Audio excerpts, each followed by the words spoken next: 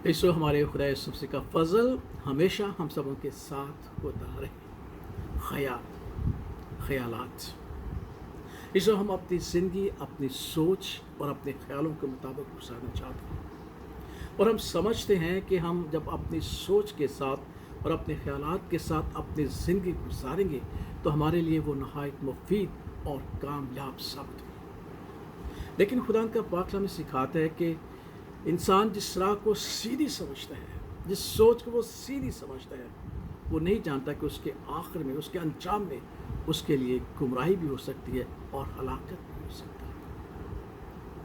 क्योंकि खुदा का पाक हमें यही भी सिखाता है कि बाज़ औक़ात जब हम खुदा की परस्तिश करते, उसे जानते हुए उसके लायक तौर पर शुक्रगुजारी नहीं करते, तो हम बातिल ख्यालात में भी गिर जाते हैं जो हमारी गुमराही का सबब बन सकते हैं, जो हमें हमारी मंजिल से हटा देती है। इसलिए खुदा का पाक हमें सिखाता है कि हमें खुदावंद की तरफ मुतवज्जे होना है, क्योंकि खुदावंद के जो ख्यालात हमारे हक़ में हैं वो नहायत ही बेशकीमती और बेशबहा है। क्योंकि हमारे खुदा ने बड़े वाज़िया तौर पर जानते हैं कि तुम अपने ख्यालात के मुताबिक ज़िंदगी बसर करते हो, लेकिन तुम्हारे हक़ में जो मेरे ख्यालात हैं वो सलामती के हैं, बुराई के नहीं, सलामती के हैं, ताकि मैं तुम्हें एक नेक अंजाम बख्शूं, एक अच्छी डेस्टिनेशन बख्शूं, एक बेहतरीन रूहानी और जलाली मंजिलत बख्शूं। इसलिए ऐसे हमें खुदावंद के ख्यालात की तरफ मुतवज्जे होना है, क्योंकि खुदा का पाक हम सिखाता है कि खुदावंद के ख्यालात जो हमारे हक़ में हैं वो बुलंद है, क्योंकि उसने बड़े वाज़िया तौर पर कहा जिस तरह आसमान ज़मीन से बुलंद है, इसी तरीके से मेरे ख्यालात तुम्हारे ख्यालों से बुलंद हैं। इसीलिए वो सलामती के लिए हैं, इसलिए वो हमारे लिए नेकी की हैं, इसलिए वो हमारे अच्छे अंजाम के लिए हैं। इसलिए ज़बूर नवीस कहते हैं, ए खुदावंद, तेरे ख्याल जो हमारी तरफ हैं क्या ही बेशबा हैं, क्या ही बड़े हैं। अगर मैं उनका शुमार करूं, उनका जिक्र करूं, तो बयान करने से वो बाहर है, मैं उनको बयान नहीं कर सकता। और फिर ज़बूर नवीस कहता है कि वो बेशबा है, कीमती है, क्योंकि खुदा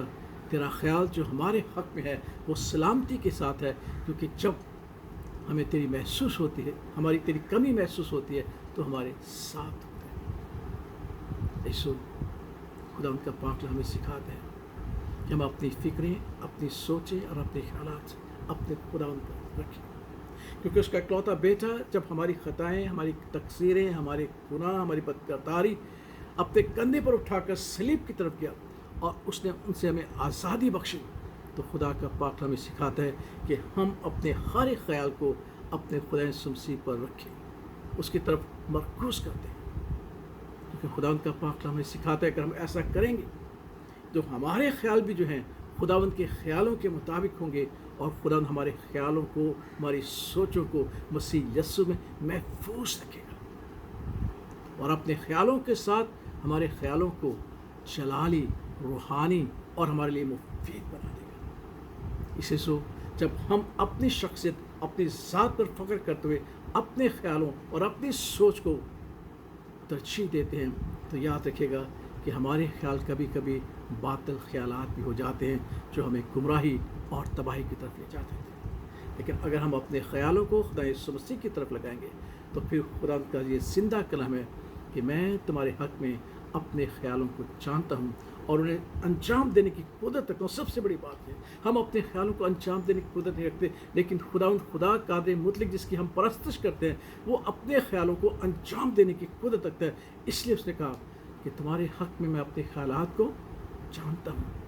सलामती के हैं और तुम्हारे नेक अंजाम के लिए है, ताकि तुम अपनी आखिरी मंज़िल में खुशी और शादमानी हासिल करो। इसे ज़बूर नवीस कहते हैं कि खुदावंद के ख्यालात जो हमारे हक़ में हैं बेशकीमती हैं, बेशबा हैं। हमें अपने आप को खुदावंद के ख्यालात के मुताबिक ज़िंदगी बसर करने के लिए पेश करना है, क्योंकि हम जानते हैं कि उसी के ख्यालात कायम रहते हैं। इसलिए मुक़द्दस पतरस कहता है, ऐ भाइयों, अपनी हर एक सोच, अपनी हर एक फ़िक्र खुदावंद पर छोड़ दो, क्योंकि उससे तुम्हारा ख्याल है, और जब वो हमारा ख्याल करेगा